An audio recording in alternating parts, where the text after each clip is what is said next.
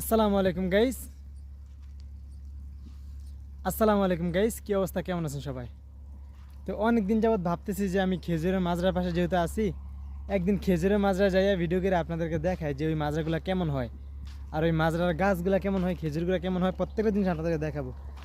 কিন্তু বাট এদিকে আসা পড়ে না বা সময়ের কারণে দেখাতে পারি না। তো আল্লাহর কি কুদরত বা কি মেহেরবানি, আপনাদেরকে একটা ভিডিওতে একটা জিনিস দেখাই, তাহলে বুঝতে পারবেন যে আল্লাহ কি না করতে পারে দুনিয়ার মধ্যে। এটা না দেখলে হয়তো কোনোদিন বুঝবেন না, তার কারণে ভাবলাম একটা ভিডিও করি আর ভিডিওর মাধ্যমে আপনাদেরকে দেখাই। এই যে একটা গাছ দেখেন কত ছোট, একটা গাছের মধ্যে দেখেন কতগুলা খেজুর।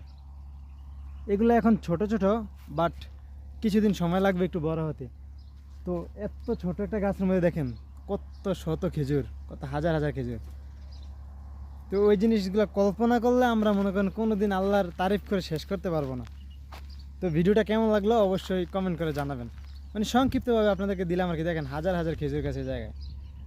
ভালো থাকবেন, আল্লাহ হাফেজ।